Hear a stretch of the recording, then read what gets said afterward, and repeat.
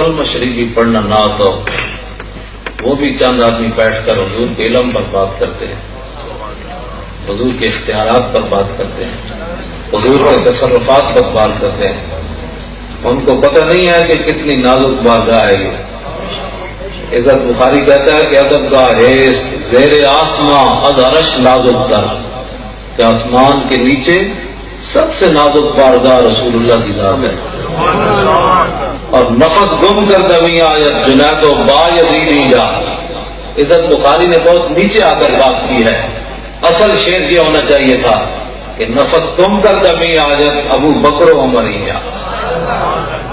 جنید و با یزید تو بہت باپ کے لوگ ہیں.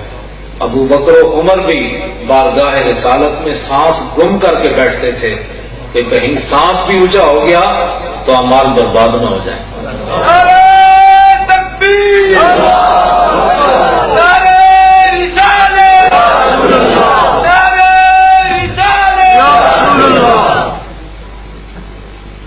اقبال کہتا ہے کہ عشق وہ سرمایہ جمعیت است. آج دنیا امت مسلمہ کی تباہی اور بربادی ہی ہے. یہ فرقے تب ہی پیدا ہوئے ہیں. اقبال کہتا ہے امت مسلمہ جمع کس نقطے پر ہو سکتی ہے؟ اقبال کہتا ہے عشق وہ سرمایہ جمعیت است اور ہم جو خون اندر عروق ملت است.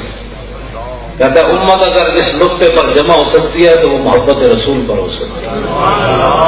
اقبال کہتا ہے یہ محبت رسول مسلمانوں کے لیے کیسے ہے؟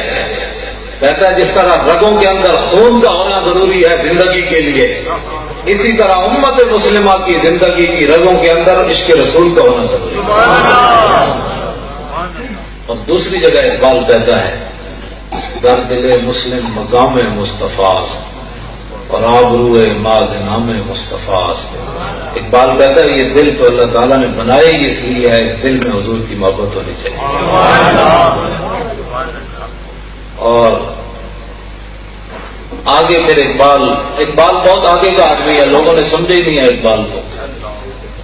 اقبال بہت آگے کا آدمی ہے، لوگوں نے صرف چین و عرب ہمارا ہے، ہندوستان ہمارا ہے، بس اقبال کو یہی سمجھا ہے. حالانکہ اقبال ایسا آدمی نہیں ہے.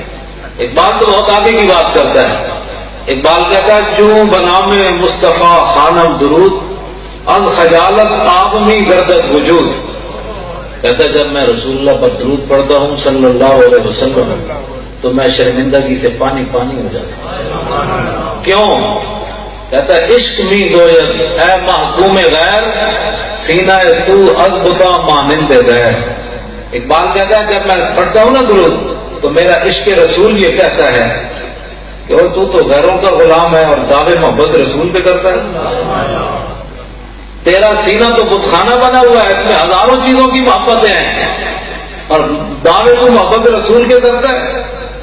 ذرا عشق نبی از حد قلم. کہنے لگا بڑے دعوے نہ کرنا، بڑے بڑے دعوے جی میں نے بڑا عشق رسول ہے کہ جب موقع آوے تو تم گھروں ہی نہ نکلے. عشق رسول تو موقع آوے تو رشتے داری بھی نہ چڑھ سکیں، موقع آوے تو جناب مجلس بھری ہوئے تو شرمے نہ انگوٹھے بھی نہ چومے کہ جی پتہ نہیں یہ جائز ہے کہ ناجائز ہے. اور موقع ہے تو کھڑے ہو کر صلاۃ و سلام بھی نہ پڑھے تو دعوے تو محبت رسول کے کرے. اقبال کہتا ہے تا ندارت از محمد رنگ و بو. جب تک تو اپنے دل میں محبت رسول نہیں سجاتا اور سارے بتوں کو سینے سے نہیں نکالتا تو از درود خود میں اعلیٰ نام ہو، پھر درود پڑھ کر حضور کے نام کو میلا نہ کیا تھا. تو حضور سرور عالم نور مجسم صلی اللہ تعالی علیہ وسلم کے بارے میں کافروں نے خالد بن ولید سے سوال کیا کہ نبی کی شان بتاؤ کیا ہے.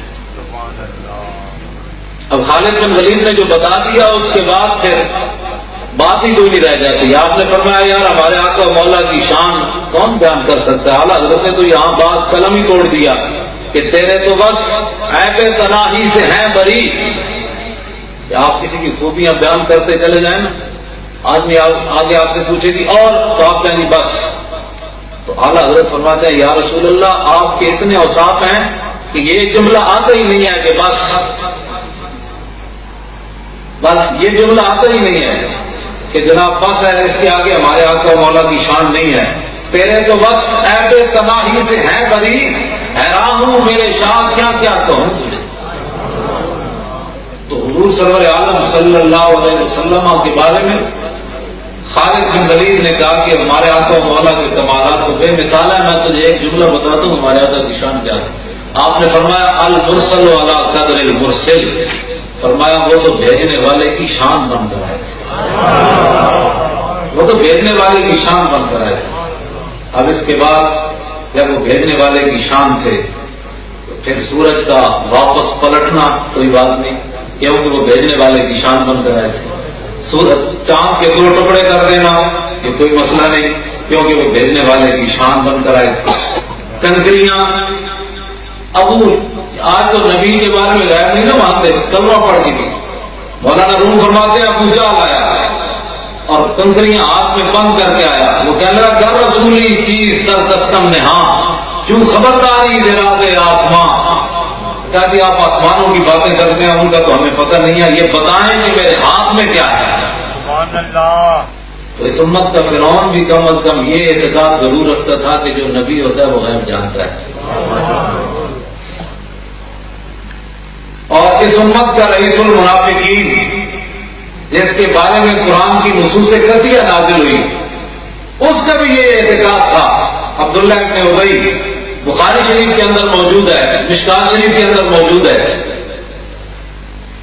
اس نے بھی مرنے سے پہلے اپنے بیٹے حضرت عبداللہ مخلص مسلمان اس کو کہا کہ جب میں مر جاؤں نا جا کر حضور کی بارگاہ میں جانا اور میرے کفن کے لیے حضور کی قمیص لانا. عبداللہ ابن ابی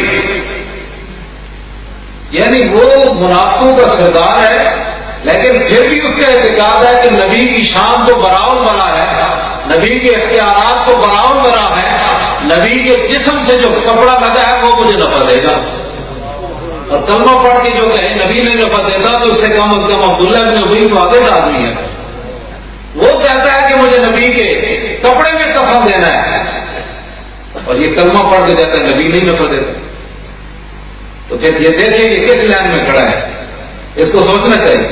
امام الانبیاء حضرت حضور علیہ السلام نے ایک قمیص نہیں دی 2 دی، بلکہ اس کو قبر سے نکال کر اس کے منہ میں لابدان بھی حضور نے ڈالا. سبحان اللہ. یہ خلق عظیم ہے. تیری ہر ادا پہ جان خدا مجھے ہر ادا نے مزہ دیا، کوئی تجھ سا ہوا ہے نہ ہوگا شاہ تیرے خالق کے حسن ادا